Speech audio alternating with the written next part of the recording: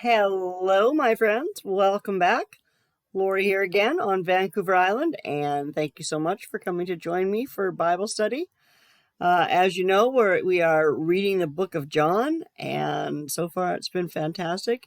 Before we get started, I just want to say I had a very interesting conversation with a new friend, and it brought to light just one thing, and I just wanted to give this message to him. Now, I don't know if he will ever come and watch these or not, but Matthew, if you should ever come and listen through these and you want to get closer to God, as you said, it's all about a relationship. There's only one thing standing between you and a relationship with God, and that's you.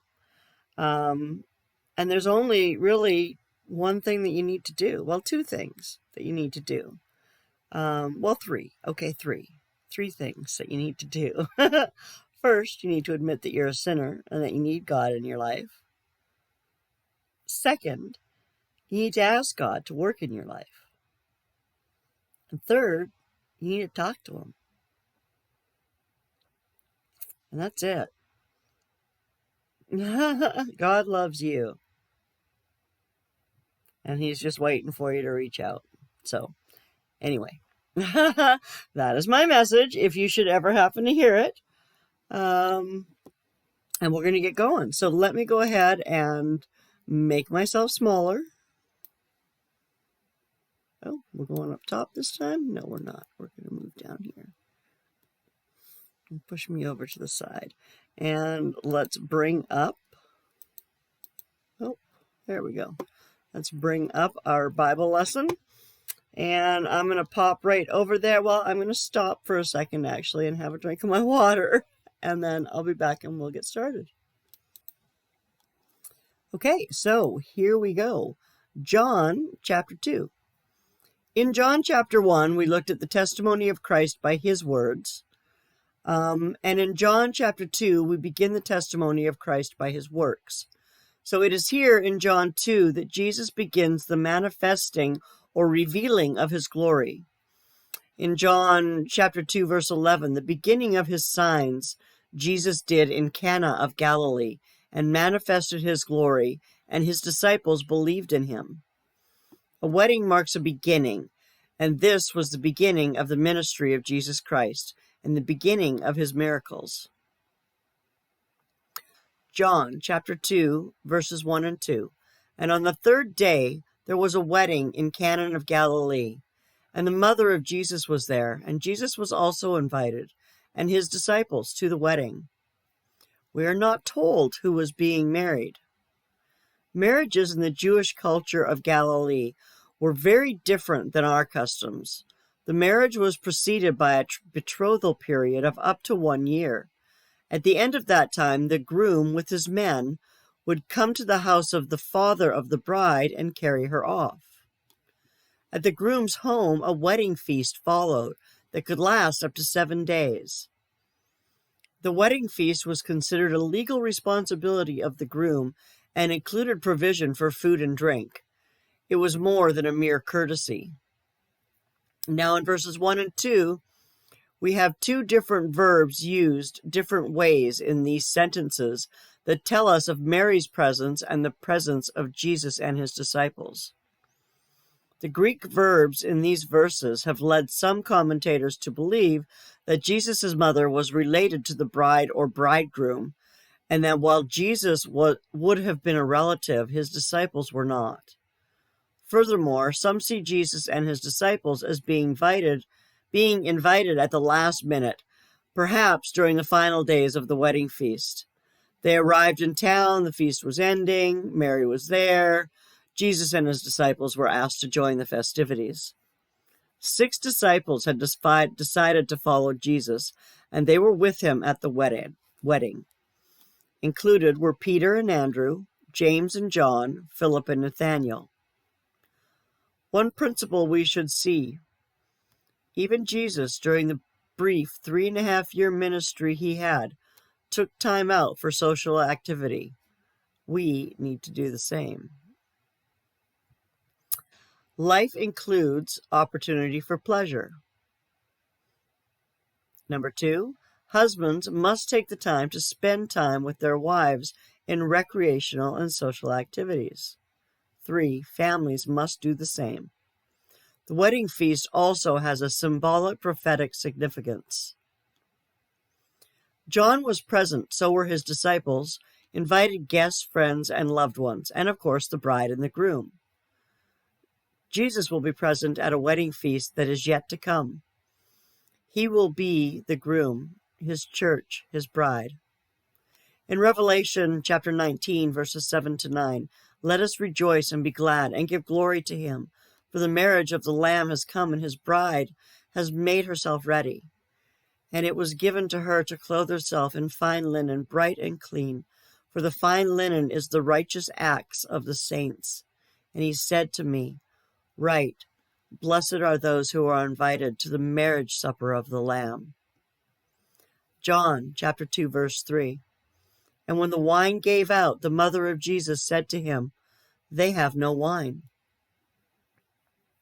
The steward or governor of the feast miscalculated either the number of guests or how much they would drink because they ran out of wine.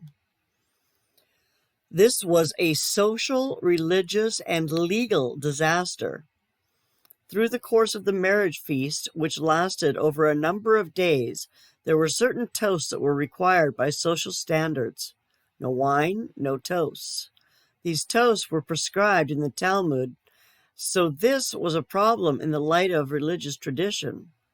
Legally, the groom was bound to provide sufficiently for the invited guests.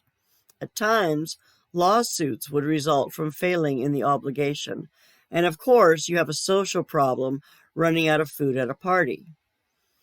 In verse 4, Mary, knowing that Jesus, her son, is the God-man, brings the problem to him.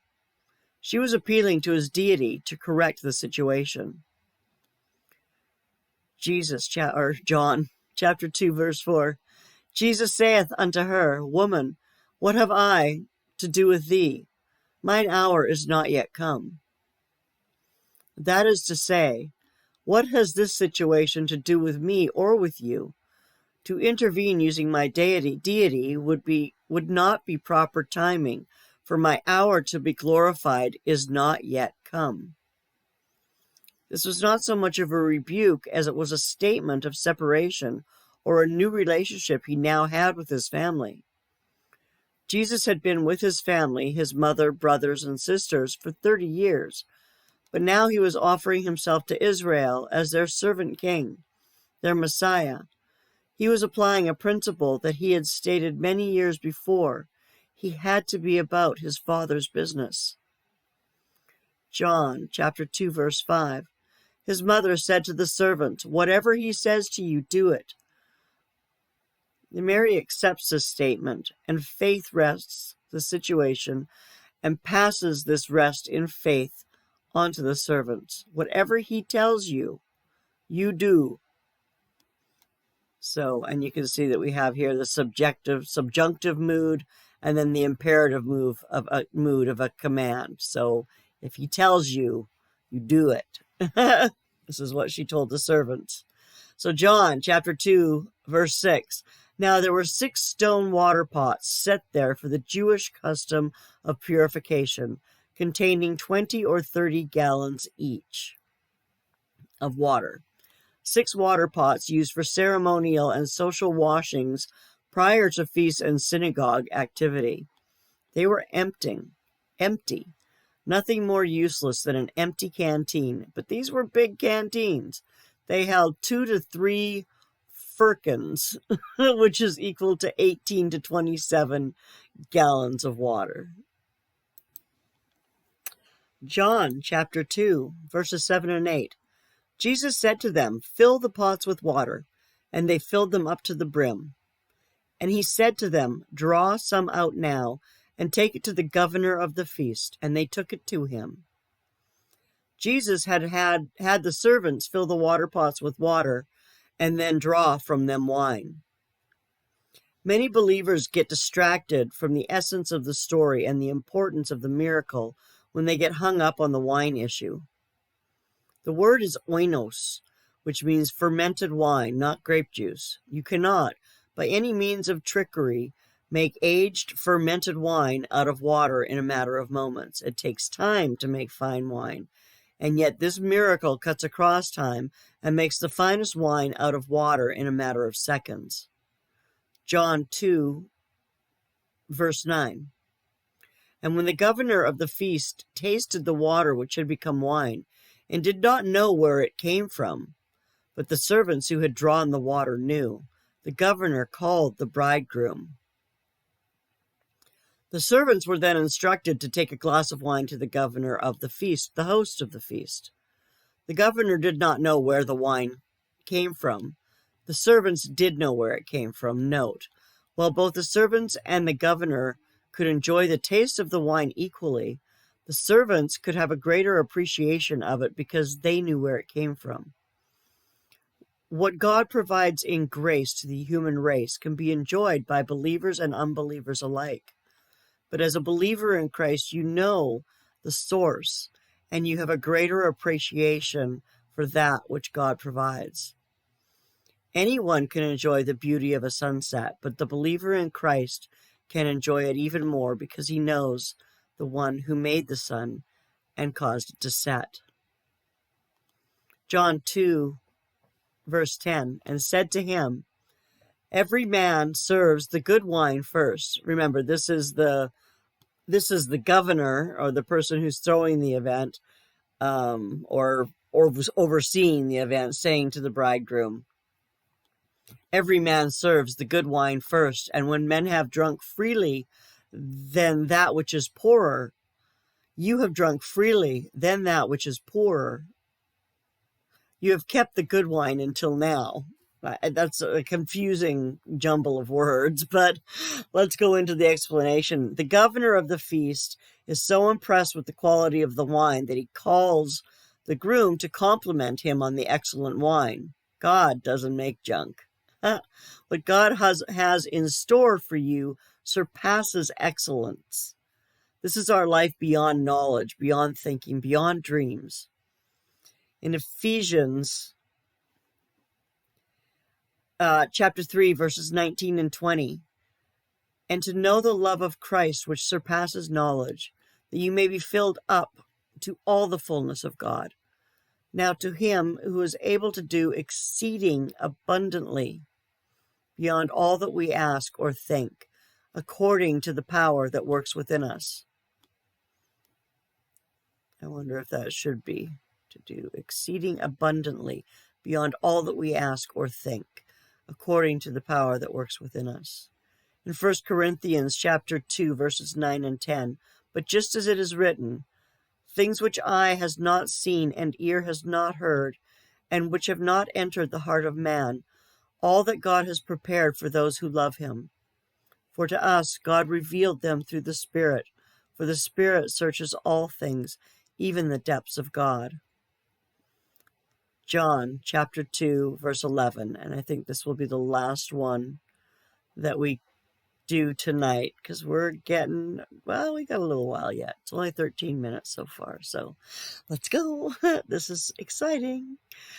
John chapter 2, verse 11, this beginning of his signs Jesus did in Cana of Galilee and manifested his glory, and his disciples believed in him. Remember, we read that at the beginning, John chapter 2, verse 11. The principles here,